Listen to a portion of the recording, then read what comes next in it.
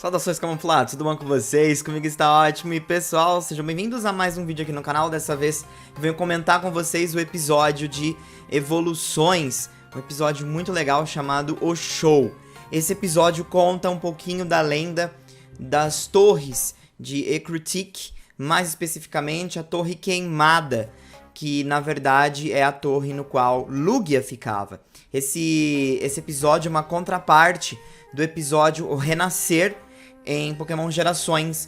Em Renascer nós tínhamos o Eusine contando um pouquinho da história da torre quando ela foi queimada, porém com a perspectiva do Ho-Oh, onde ele deu a vida novamente a 3 Pokémon, né, seres que morreram na torre queimada, e aí aonde surgiu Entei, Suicune e Raikou. E agora nós vamos ter a perspectiva do Lugia nessa história, e ela é narrada por diversas Kimono Girls, inclusive uma delas é a Sakura, né, que é uma personagem que até apareceu no anime. Não é a mesma, obviamente, porque não compartilham o mesmo universo, mas ainda assim vai ser uma história aí que vai ser contada pelas Kimono Girls. Um episódio muito detalhado, muito bonitinho, cada detalhe foi muito bem pensado. Gostei muito da forma como eles trouxeram esse episódio pra cá. Quero saber a opinião de vocês e bora lá pra mais um vídeo.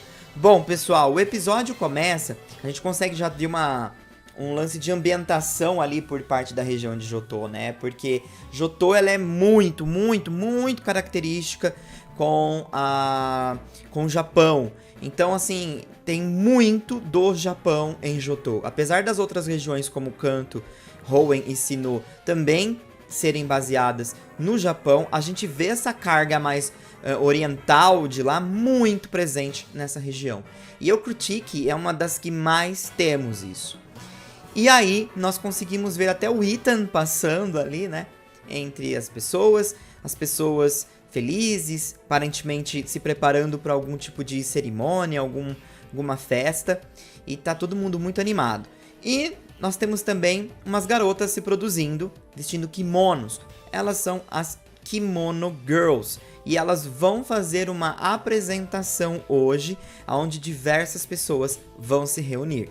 E aí, essas garotas vão acabar fazendo uma apresentação que envolve uma narrativa sobre a história de Ecruteak, mais especificamente sobre as torres. E hoje elas vão contar um pouquinho da história da Torre Queimada, né? No passado conhecida também como a Torre de Bronze.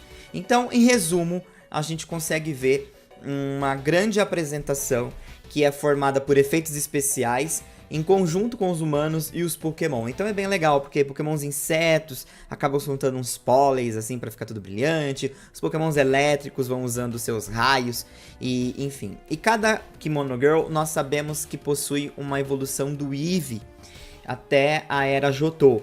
Então cada uma vai usar também os poderes dos Eevees pra, enfim, elaborar melhor a história e dar uma perspectiva pra quem tá assistindo.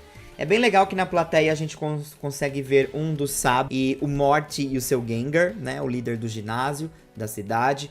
E assim, tá todo mundo animado mesmo pra acompanhar toda a celebração.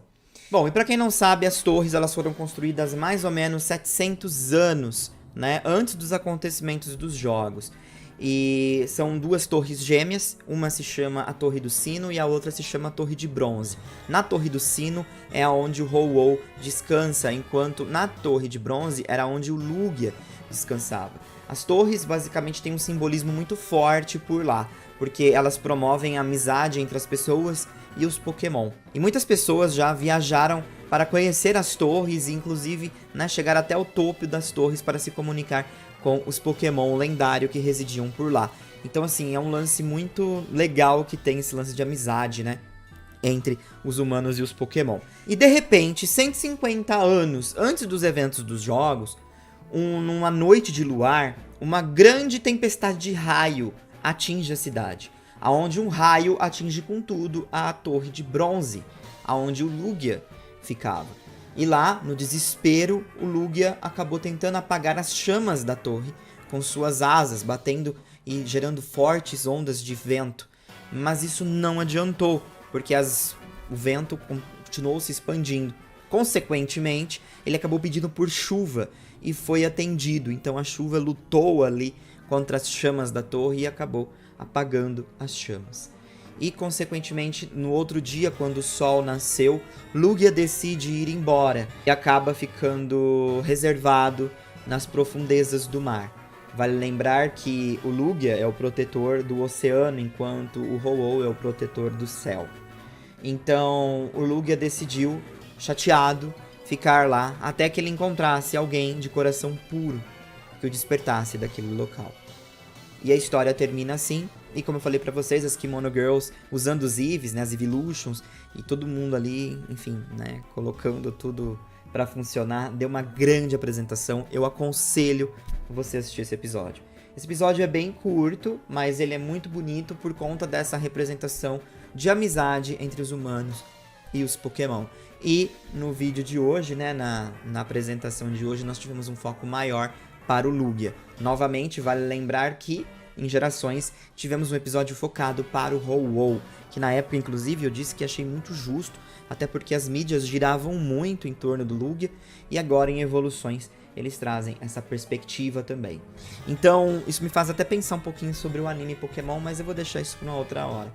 De qualquer forma, é muito legal ver essa representação, e como o Lugia, ele acabou tendo talvez um fardo, porque ele tentou, né, de alguma forma apagar o fogo. Ele fez o possível, mas ele não executou tão bem. E ele falhou a ponto da torre ficar completamente destruída.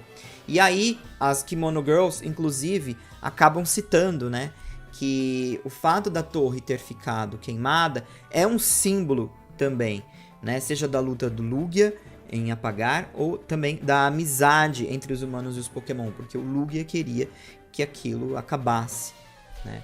Então, eles permanecem a torre daquele jeito como um símbolo para a cidade também. E por isso nunca a reformaram e deixaram ela bonitona de novo.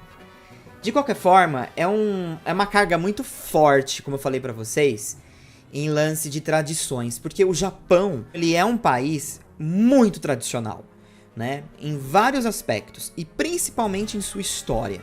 Então faz muito sentido as coisas serem como são ali e as coisas serem mantidas como estão sendo mantidas, né? Eu acho isso fenomenal, e trazer um pouquinho dessa perspectiva também é muito interessante. É legal também porque, se a gente for trazer por origem, né, nós temos um templo budista numa cidade em Kyoto que é coberta com folhas de ouro e é conhecida como Kinkaku-ji, se eu não me engano é assim. E como essa torre já foi queimada, porém ela foi reconstruída, acaba também trazendo um pouquinho de referência para o jogo. E também há uma semelhança de uma fênix repousando no topo dessa torre, o que é bem legal também. Então, tem todo esse lance oriental muito legal, essa conexão com o Japão é muito forte. Johto parece como se fosse tipo assim, um presente mesmo para os japoneses, né?